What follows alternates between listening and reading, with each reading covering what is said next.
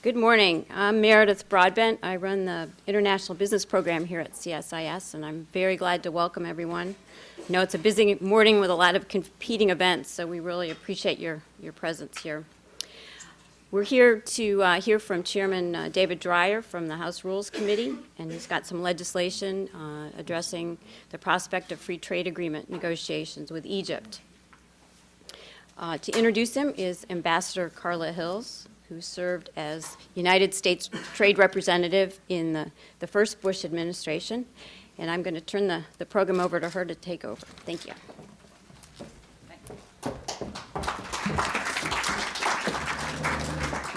Thank you, Meredith. It's a great pleasure always to be at CSIS, and Meredith Broadbent has done a terrific job. I hope each one of you have a copy of her report. I read it 2 days ago, and I think it really sets forth the issues and the importance, excuse me, of what we're talking about this morning. So if you haven't read it, you can read it after this event.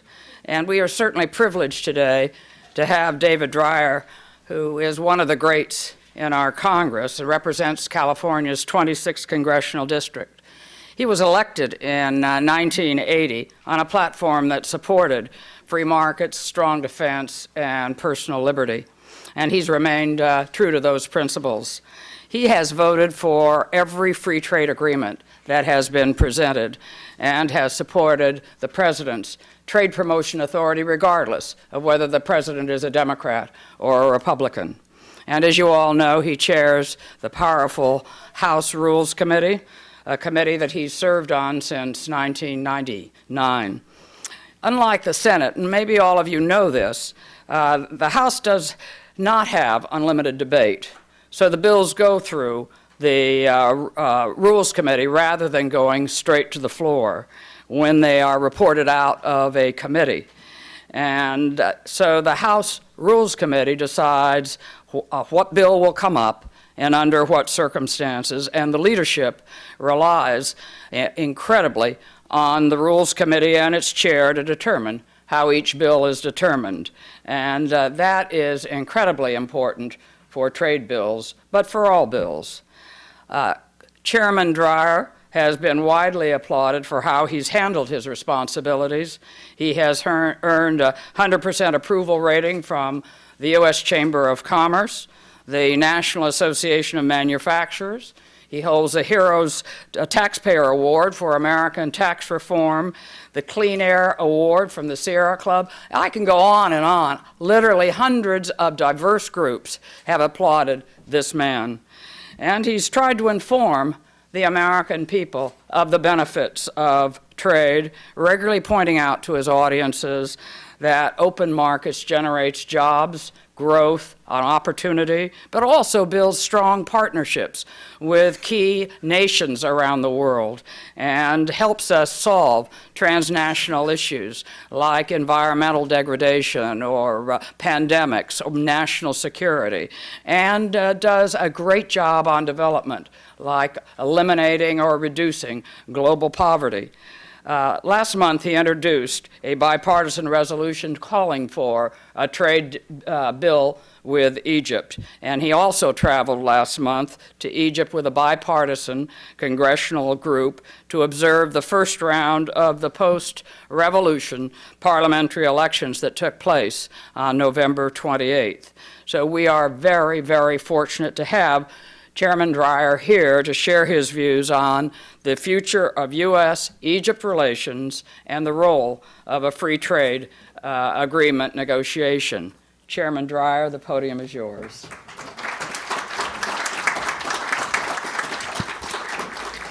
Thank you very much, Madam Ambassador. As you talked about all these diverse groups that support me, I'm just reminded, I guess I'm making an attempt to be all things to all people, which I know I will fail at ultimately, but you're very kind. Carla has gone through the fact that I'm chairman of the House Rules Committee. I'm pleased to be the chairman of the California Congressional Delegation. I'm chairman of a group that I'm going to talk about, a commission called the House Democracy Partnership. But my real claim to fame is that I'm the chairman of the Carla Hills Fan Club, which is my most important position. And I want to say that it's great to be here with Meredith and Thelma, her former colleague, and so many people who, for such a long period of time, have understood the interdependence of economic and political liberalization and the fact that, as Carla just mentioned, not just the economic benefits, but the geopolitical benefits that exist when it comes to the issue of breaking down tariff and non-tariff barriers around the world. I thought that, first of all, let me say to those, I know that Joe Robert was very involved here at CSIS. I know that that service is taking place right now, as Carla has just reminded me, and obviously our thoughts and prayers are with his family. And I said to Carla, while she chose to be here, that he very much would have wanted her to be here, working hard on the goals that CSIS has had. And I just want to say that the work that takes place here is very important.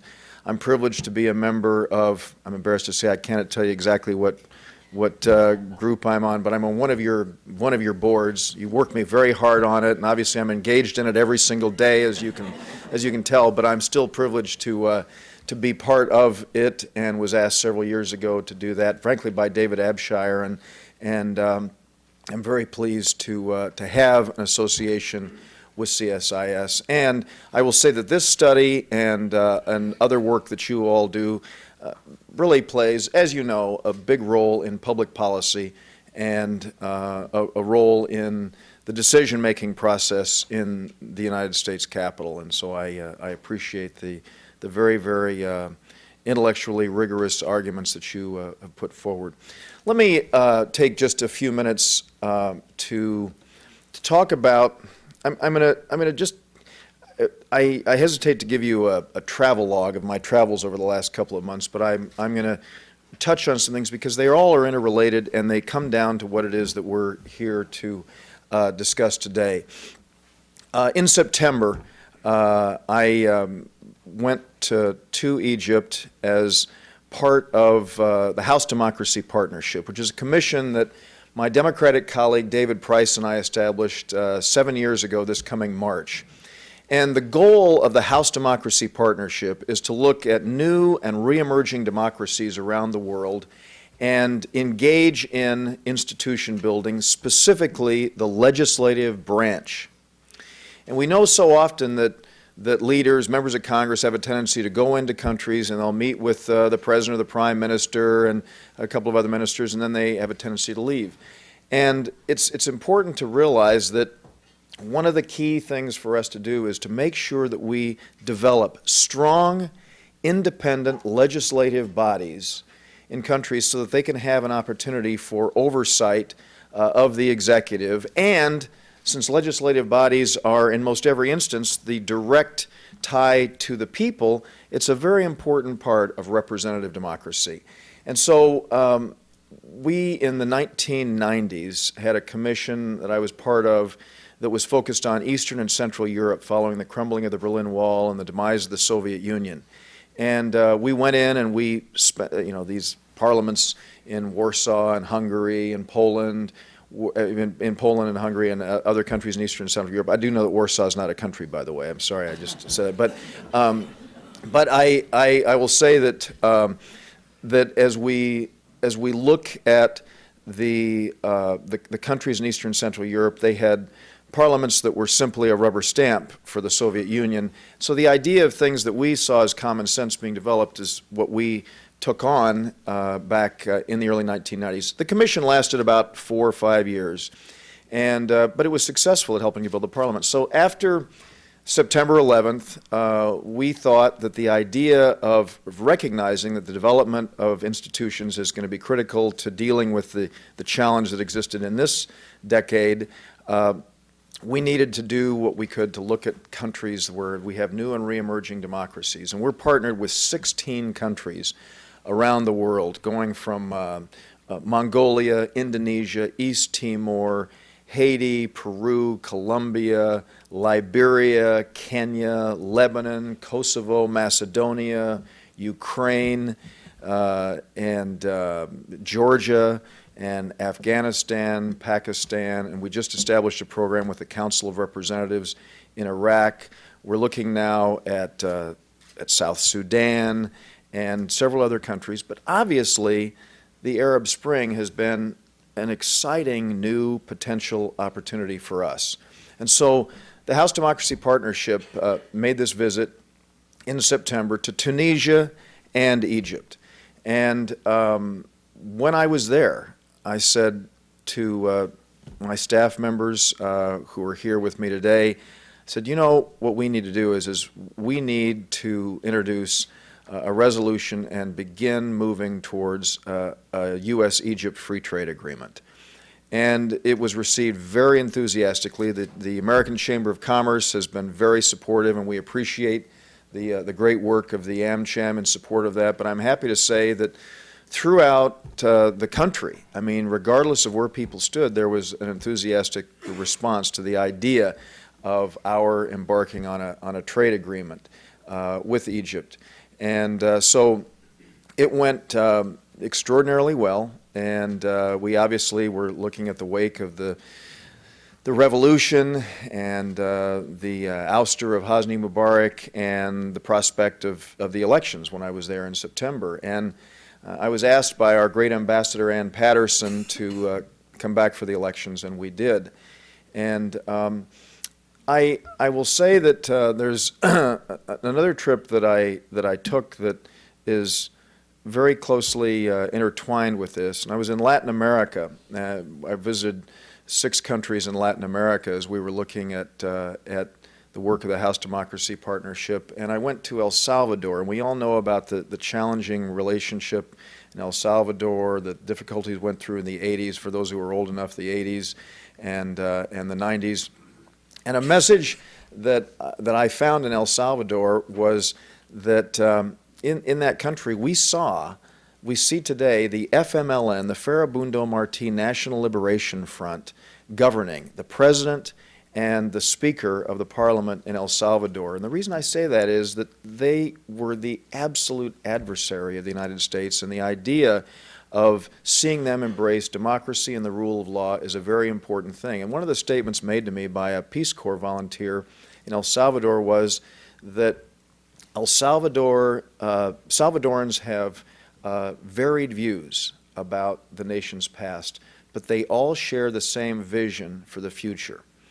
And when I shared that statement with Secretary Jeff Feltman, who is the Assistant Secretary of State for the Middle East and North Africa, he said to me, in talking about this trade agreement, he said, the interesting thing is if you look at El Salvador and you look at Egypt, he said, the thing is that Egyptians have 50 or 60 different visions for their future.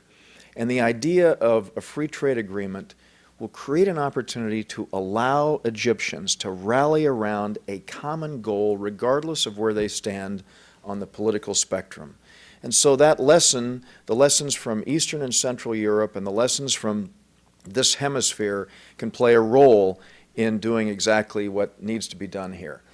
Now, I will say that I was very pleased, having led this International Republican Institute, the IRI election observer team, to see how well the election went. I mean, it was extremely inspiring, and I can share with you these things. We have a tendency to take elections for granted, and I'm on the board of the International Republican Institute, and so I've been able to participate leading election observer teams around the world. I've never been more inspired than I was in Egypt. This was, and there have been lots of inspiring opportunities to see this around the world, but this is the first time in 7,000 years, basically world history. And I know people point to the 48 and 52 elections, but they're nothing. But based on what I heard from people who were around there, they're nothing like the election that we have seen. And by the way, I mean, in 2 hours, the second round will be closing, because this is the second round of the election that's taking place today in Egypt. But for me, when I was there talking to people who had just, I mean, one man said to me, a 50-year-old man said, this is the single most important day of my life. And I said, the most important day of your life? He said, yeah, because this is the first time that I've ever been able to take any step to do anything that plays a role in determining the future of my country that I love so much. I saw 90-year-old women climbing 4 or 5 flights of stairs at schools so that they could have the chance to vote. One judge, and the voting boxes in Egypt they had these boxes, but they covered them because they extended the election to a second day. It went the 28th and the 29th, and they had gauze over them, and they would use wax and seal the gauze on top of the opening for the box. And at the end of the voting, I was there for the closing as the last voter came in at one of the voting stations, and this judge was there, and he had his seal, his little tiny seal that was on his key ring, and what he did was the wax was put onto the gauze as they were doing it, and he kept putting it down, and he licked it every time he was stamping it onto this. And I said, Judge, tell me, what does this taste like? And he looked at me and he said, this time it tastes like democracy. And so these anecdotes are so important in looking at the hopes and aspirations of the Egyptian people. Now, there were projections that the Muslim Brotherhood would have as low as a 10% support. One very, very prominent journalist in Cairo told me when I was there in September that the Muslim Brotherhood would not see their vote exceed 10%. I'm not going to say his name because obviously he was very, very wrong. The polling indicated that the Muslim Brotherhood, the Freedom and Justice Party, would have a vote that ranged between 20 and 40%. And we all know that if you combined the vote of the Freedom and Justice Party and the newer party, the Salafist, it's basically 2/3. And I just before coming here, I was telling Ambassador Hills and her colleagues here that I just had a half-an-hour conversation with the Chief of Staff for Field Marshal Tantawi in Egypt, General Assar, and he was constantly reaffirming the commitment to democracy and how this has to be done, and recognition of whoever wins, we have to make sure that we work with them. The point that I like to make is that democracy is not simply about elections. One election a democracy does not make. Democracy is about the rule of law, political pluralism, the development of democratic institutions, recognition of women's rights and human rights.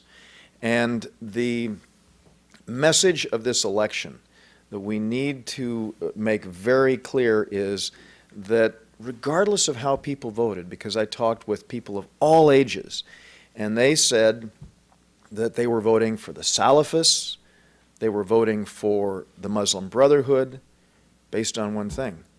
They wanted jobs and the economy to grow. They weren't campaigning on an issue of abrogating agreements, treaties with Israel. They weren't campaigning on an anti-West platform. They weren't campaigning on a platform of denying alcohol or women's rights or any of that. They were campaigning on one thing and one thing only, and that is they made a commitment that they would get the economy growing. Now, we know the devastation that's taken place since February 11th when Hosni Mubarak left office, and 2 million jobs have been lost. 2 million jobs have been lost since that time, and there is understandable frustration. This is due to a lack of foreign direct investment and because of uncertainty and due to the lack of tourism that exists in Egypt. And so steps need to be taken right now to ensure that we can proceed with addressing that need that exists there. There are some things that can be done. The important point that Meredith has made, and a step that I believe we need to take as soon as possible, is to take the very, very outdated bilateral investment treaty, and we need to do what we can to update that and proceed with our work on that. And obviously the idea of a free trade agreement is not going to happen overnight. Carl and I were just talking about the fact that we'd worked on the Panama, Colombia, and Korea deals for many, many, many years, and we all know it took over 5 years since the signing of those agreements to have them pass the United States Congress. Now, that's not, thank God, what it takes for most agreements, but they all take a while. And so it's going to be a while before we get to this, and that's why a so-called FTA light, it seems to me, is a very important thing that we should be doing and that we should work on. And so I hope that we will be able to do that. I also think that there needs to be recognition that Egypt is an exciting country with a tremendous potential. Tremendous potential, and I learned a lot of this when I was meeting with the American Chamber of Commerce, and I happen to like to drink Coke Zero, and I find Coke Zero in foreign countries more than I do in the United States. I just happen to like it. I mean, it allows me to eat 6 Mrs. Field chocolate chip cookies if I drink a Coke Zero. But to see how Coca-Cola is used in Cairo as the launching pad for basically the entire continent is an important thing. And there are other businesses.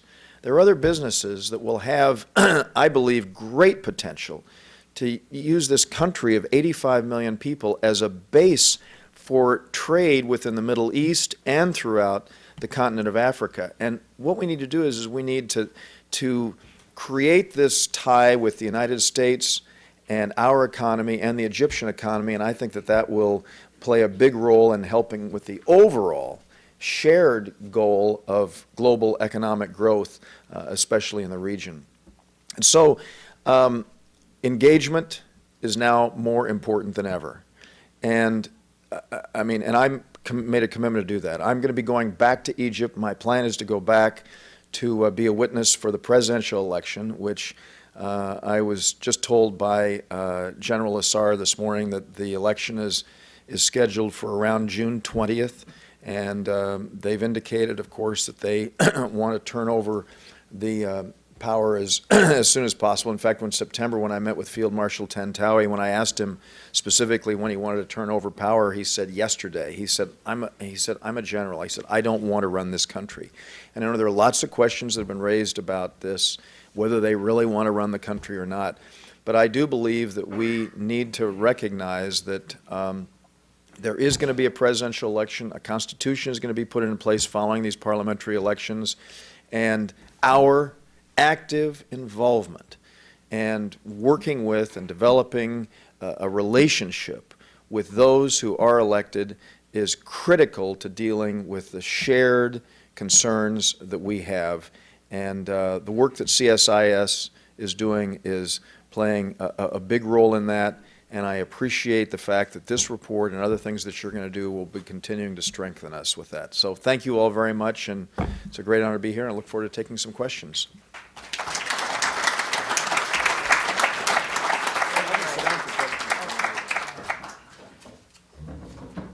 Love to take some questions. Well, let me start with one. You focused a lot on what needs to be done in Egypt. And my question is, how do we sell it at home? We're in a fragile fiscal circumstance, and we've been, in the past, giving Egypt a lot of money. But as I read the report, the United States would gain hugely in terms of getting on the stage with respect to opening the Egyptian market, which is strategically located economically. Talk a little bit about the benefits to the United States in terms of its growth, its security in the Middle East, North Africa, its opportunities to reduce its development budget by doing things that don't take money. You've been there and you've seen it firsthand. You know, you would think that Carla Hills was the one who has to stand before the voters, not me, in throwing that out there. You're absolutely right. We need to underscore the fact that this is a win-win. What is it that can be done to let the American people know? Well, for starters, as we know, Egypt is the recipient of the second largest foreign assistance package, $1.3 billion in the world that we provide. And I think that personally, the idea, I always like to throw this out, this is in making this appeal, trade, not aid. I prefer trade to aid. And the notion of, economic growth in Egypt when they're dealing with so many problems today is something that can appeal. And I always say, when you've got 85 million consumers, and if you think about the fact, and I was talking with Ambassador Patterson about this, what would be the immediate benefit in Egypt right now if we were to proceed with an FTA? Well, the automobile industry in the United States would be an immediate beneficiary of this, because right now Europe is exporting greatly into Egypt. And for us to have an opportunity to compete with that would be a great job creator for organized labor here in the United States. And this is, I mean, I look at Thelma and with Meredith here, this has always been such a point of very, very great frustration for so many of us, and of course Ambassador Hills, and that is the fact that organized labor doesn't recognize that rank and file union members are the greatest beneficiaries of these market opening opportunities for us. And I think that that industry alone. I talked about Coca-Cola. There are other tech companies. Or frankly, I mean, under Mubarak, I was in Egypt in '05 and met with President Mubarak then, of course. And actually, I encouraged him to have election observers coming in just before the '05 election. He didn't respond too positively to me then, but I met with Prime Minister Najib, who I know is now in prison, unfortunately. But he took very, very bold steps towards economic liberalization within Egypt then, and I visited him in the Smart Village, which is where Microsoft and other tech companies have great operations there. The idea of expanding what is our comparative advantage in those fields, I mean, whether it's the tech area, other areas where we have a comparative advantage, I think can go a long way towards boosting it. And this is something that we all find, those of us who travel internationally around the world, people want to have access to U.S. goods and services. Consumers stop me on the streets and say, we would love to have more American products here. I mean, I got that in Mexico when we were debating the North American Free Trade Agreement. I find it all over the world. And in Egypt, I found the same thing when I've been there recently. They want to have access to it, and they love the idea of having a tie to us. So what it says is they want to have access to it. What does it mean? It means they want to be able to purchase U.S. manufactured goods and our services. And so that's the argument that we need to put forward, is it's a great new market for us that does not exist today as well as it could. And we're losing out because Europe has an arrangement. That's exactly So on these let's go to automobiles. the floor. I saw a lot of hands go up. Thelma. Well, Thelma, you get first crack. Thanks. We often in FTAs focus on the difficult part, how long it takes, Right. how difficult it is in Congress, how difficult the implementation process By the way, it's is. gotten a lot harder since you left, Thelma. I just want you to know that. No. But I think we lose sight of the fact, in my view anyway, the most important things about FTAs is the process of negotiation, because countries do things unilaterally while they're in that process. FTAs generally have a multilateral context. They Right. get countries to see what their broader obligations might be. And so I think the process, just getting into the negotiations and working toward ticking off each kind of part of the agreement is almost as important as reaching the conclusion in 5 years after difficult Right. fights in Congress. So what do you see as the best way to kind of jumpstart that beginning and focus on the benefits of the process rather than the disadvantages that you might face later Yeah. as you focus Yeah. on the implementation process and the concluding elements of it? NAFTA was a good example, and I think all these FTAs, most countries undertake those obligations through various other avenues, GSP, Right. et cetera, during the process Right. of the negotiation. Well, I mean, it's a great point, Thelma, and you're right. I mean, I would argue that this, first of all, this idea has been thrown out in past years, and I got my colleague Congressman Gregory Meeks to join with me, who's a great free trader, and he's a co-sponsor of this. I should say that my colleague John Kerry was just there this past week.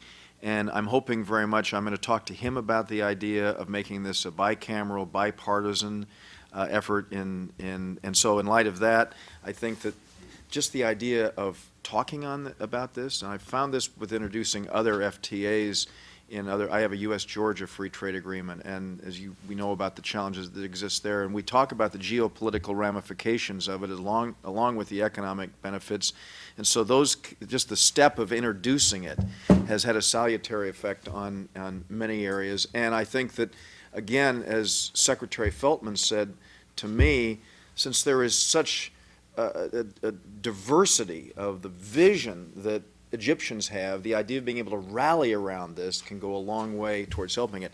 And the other thing is Meredith's work. I mean, her work product, focusing on the BIT and any other incremental steps that we can take in this process of getting ultimately to an FTA will bring, again, immediate benefits. And I'd like to think that we've been able to, just by introduction of this, been able to have a positive impact. Because, again, I will tell you that I met with a wide range of political parties and people with very diverse views when I was in Egypt, and I always talked about the FTA, and no one said, oh, we can't do that. No one told me that they were opposed to it. I mean, people were enthusiastic about it. And so I think just the idea of, frankly, just talking about it and pursuing it, saying that the United States, there are people in the United States who want to pursue this, and then GSP and other things, and the BIT, updating, those kinds of things, I think, can take place, in the process itself. Of course, to ultimately do this, we've got to get Trade Promotion Authority back, too, which is another big battle. Yes, please. Would you state your name and affiliation? Thank you. I'm Brian Riley from the Heritage Foundation. And Congressman, thank you for your leadership, not just on this issue, but on free trade issues generally. I'm looking at page 7 of Meredith's study in particular. He doesn't have to answer that question. What's the question? I What's noticed the question? No, I don't know. I'm just Okay. kidding. about half of our imports, if I'm reading it correctly, from Egypt are textiles, cottons, textiles and apparel. And my question is, free trade agreement's a great idea. There's no reason the U.S. couldn't just get rid of our tariffs on textiles or shoes or products like that. I think many of us in this room, including at that table, would probably agree that that would be a good idea in our interest. My question specifically is, things have changed a lot since you were elected in 1980. Congressionally, among your colleagues, would there be any chance of the United States moving in that direction? Thank you. Well, I mean, I would say that the changes since 1980 have been positive. They've been positive in that there is a recognition of shifts that take place. I mean, Professor Michael Porter at Harvard has done this great study in which he looked at, throughout history, movements not only taking place within the United States but globally. And so there is recognition of these shifts. So, my colleagues in the Congress who represent what has been over the last several decades, I mean, the textile industry was obviously in New England before, but I mean, over the last several decades, the textile industry has been based in the Southeast. And now with BMW plants opening in South Carolina and all with all due respect to my great friend Roger Milliken, the arguments that have been put forward in opposition to this notion of trade, I think that we've really, well, and I just point to the votes that we had on our FTAs, the Korea, Panama, and the Colombia FTAs. And I'll give you a little insight, and I'm not going to name any members in particular, but when I've worked on this issue back, with Carla and Meredith and Thelma and others for years, we would have a block of members, Republican members, who just did not even want to hear anything of this trade thing because textiles was a big part of it. There are 89 new Republican members who were elected, and about 7 or 8 new Democratic members. I've spent a lot of time with the new members talking about the issue of trade, and I've been very encouraged to see some members who I assumed would just put up a block to any effort to do this, coming to me saying, we understand and know that this is the right thing to do. I want to figure out how I can work with my constituents to get there. And guess what? Most of these members, most of these newer members were supportive, and I think that there are going to be concerns. And we all recognize that some displacement takes place, even though we argue that trade is not a zero-sum game and it's a win-win. We know that overall. We recognize that there are some problems. But the fact that we have our members wanting to work through this thing, Brian, is, I think, a very positive thing. And I'm encouraged by that. Yes, over here, Jim. Thank you. Jim Berger from Washington Trade Daily. Hey, Jim. Mr. Dreyer, you talked about what a good idea this Egypt FTA is. The Egyptian people, the Egyptian political parties, U.S. Chamber supports it. But the last Charlotte time, Hills. you call it, yeah, well. But the last time I talked to a U.S. trade representative a couple weeks ago, he said it ain't going to happen anytime soon. Mm-hmm. Would you bring this resolution to the floor from your committee? Or would Well, you?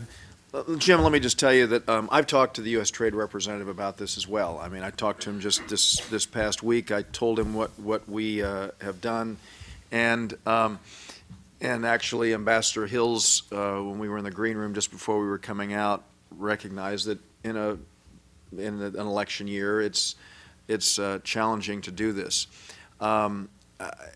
We have just gone through three, very, very challenging trade votes in the House. I mean, our votes that we had for our 3 trade agreements. And in light of that, I'm not going to tell you that we're going to report this out because, frankly, we have, there are concerns that exist there.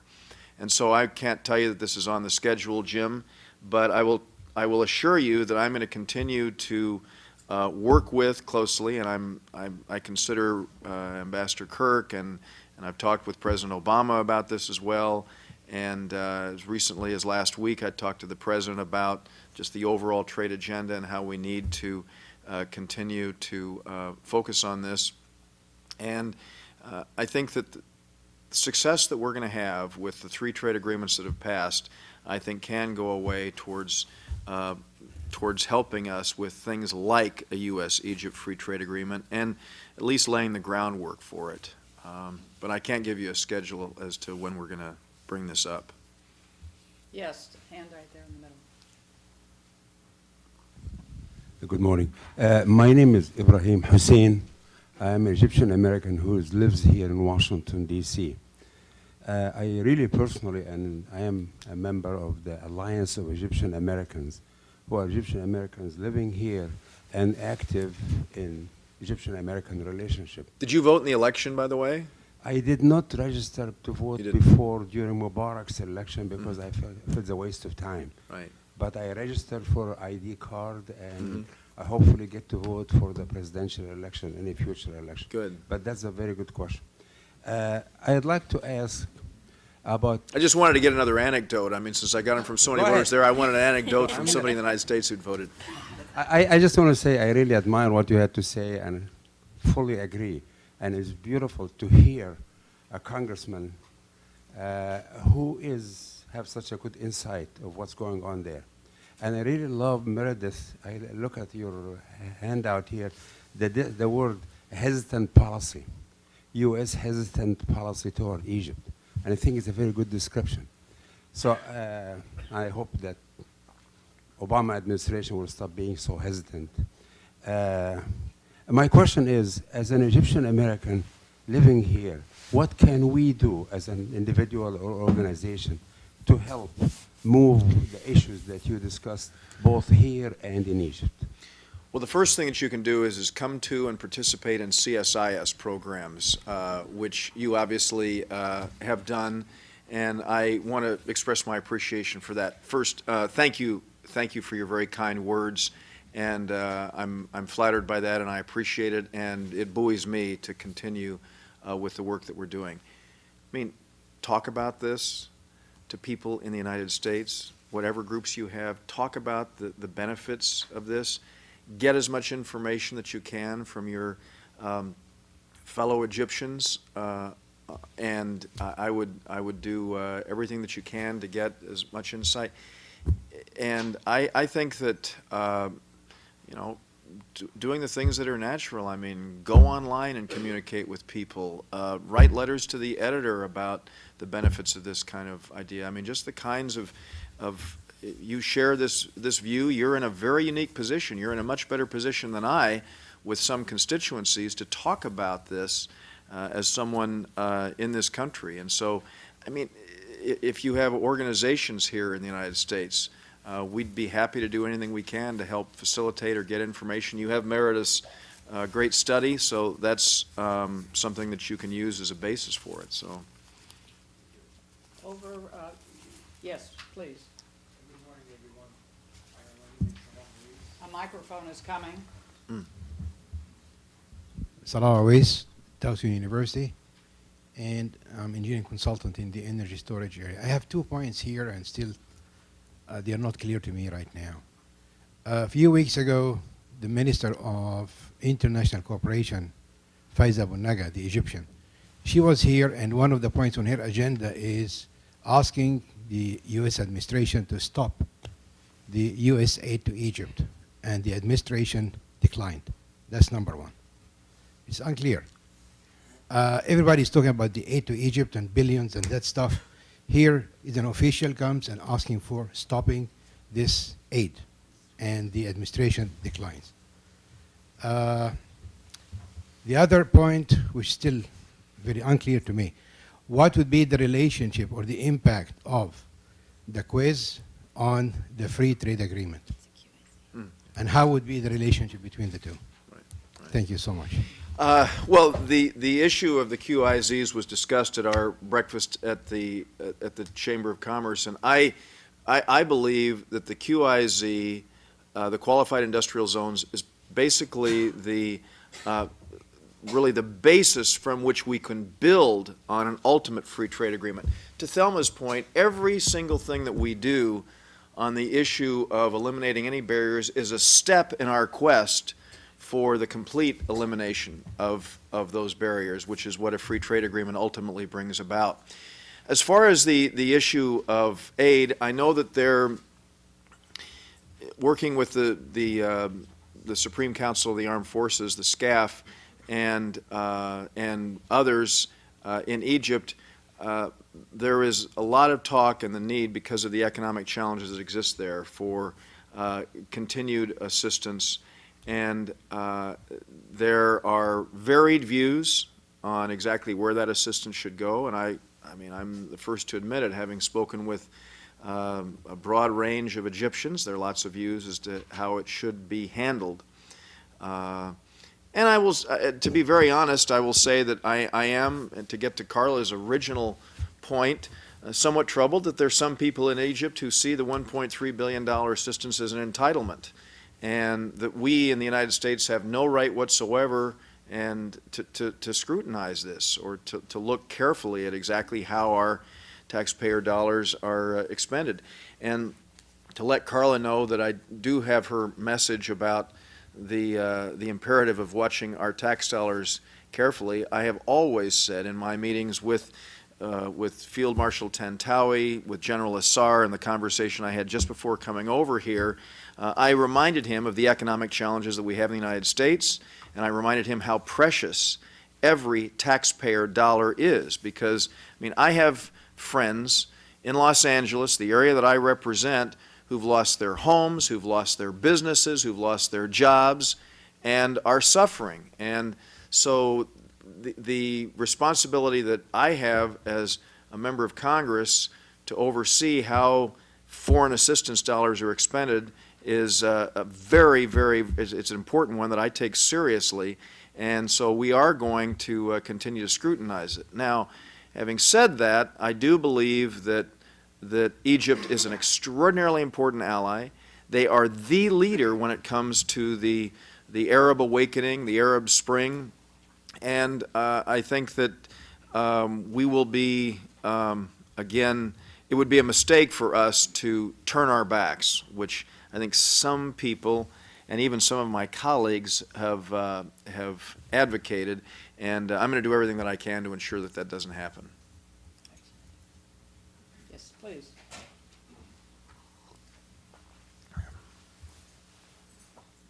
Thank you, Ambassador Hills. I'm Bob Castro, and I'm an independent consultant on my way to live in Cairo and work for the next few years. And his wife is a very important foreign service officer. Thank so you. I used to be a government official with these Yeah, folks, but right. I kind of handed over those reins. It's clear that there's not just the economic benefit both ways, but there's the strategic benefit and the potential strategic loss out if the U.S. doesn't act sooner. And Meredith brought that to light last month with a great forum with our European counterparts and the assistant USTR. But I'm also concerned about China and other potentially strategic adversaries, if you want to call them that.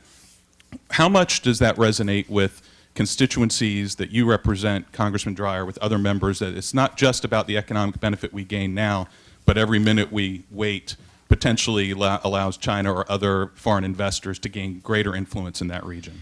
Well, Bob, it's a very powerful one, and not to get too off topic, but I mean, yesterday I was managing the debate on the House floor for our so-called tax extenders bill, for the rule on that, leading up to my friend Dave Camp, the chairman of the Ways and Means Committee, managing that, and the issue is the Keystone Pipeline, Keystone XL Pipeline, which everyone sees in the news. And I'm a strong proponent of our proceeding with that, obviously. And China comes into the equation here. We have a very important alliance with Canada. I mean, massive trading partner and all. And understandably, the Canadians are looking for a market. And if we're not going to provide that, they are going to be doing that. Similarly, we need to take the same approach, I believe, with Egypt. I don't fault any country that looks to find a market or find a producer for a product that they want. I don't fault any country in the world for trying to do that. But as Carlos said, when it comes to automobiles and the agreement that Egypt has in Europe and the potential for us with an FTA to immediately see our vehicles have a market in Egypt, we need to get into the game. You know, I've always subscribed to that view. If we don't shape the global economy, we will be shaped by it. Now, having said that, Bob, I'm always sensitive, and the Economist coined the great term, we want to be careful about the Made in America stamp on the Arab awakening, the Arab Spring. We want to be careful about that. So that's why what I always say is we want to share our experience. We want to create an opportunity for those who are going through this great change. And I like to say also, we don't have all the answers. We just have 222 years of experience is what we want to share. I think we have time for one more question. All right, there, right there, young lady. Good morning. I'm Dawn Huschel. I'm the Egypt desk officer at USAID. Thank you. I Got a have a great question. program going over there. Thank you. Thanks. I have a question about, I understand that we're having an internal dialogue on the Hill and within the administration about what we can do to advance the trade agenda in Egypt. I'm wondering what specific, given that it's a transition government and we've had several different ministers of trade that have served as our counterparts, what specific measures or what specific signals can we look for to indicate that the Egyptians are ready to begin negotiations? Well, I will, you mean negotiations on the trade issue? Oh, I mean, I believe, let me just say that, I mean, from the SCAF to political party leaders, there is a great interest and an enthusiasm for this. In fact, I mean, at the meeting that I had with the SCAF just a couple of weeks ago, I had already introduced this, and they brought this up, and they said, I made a commitment to Field Marshal Tantawi in September that I would do this, so they're enthused about it. So I think that they are ready to go. I just have not found opposition. Actually, I shouldn't say that I found no opposition, because I found a little bit of opposition and concern. Actually, I had an intern from Alexandria who was working in my office, and I'm still going through the education process with her on the benefits of trade. But people in governmental positions, I found, and business people and all, certainly a very high level of this. So I think they're raring to go. It's up to us to, I think, move this as quickly as we can. Well, I think you'll all agree with me that we have been very, very well served by having Chairman Dreyer accept our invitation. And keep in mind that this free trade agreement that he's been talking about is not only important for the United States in a strategic sense, with Egypt sitting right there with the Suez Canal and the largest population center for development, for our own benefit in terms of trade and opportunity. And let's do everything we can to help him move his bipartisan agenda forward. So we congratulate you on all you've done and all you're doing. And we're terribly grateful that you took the time out. So, And you can all see why I'm the chairman of the Carla Hills Fan Club, too. So thank you very much.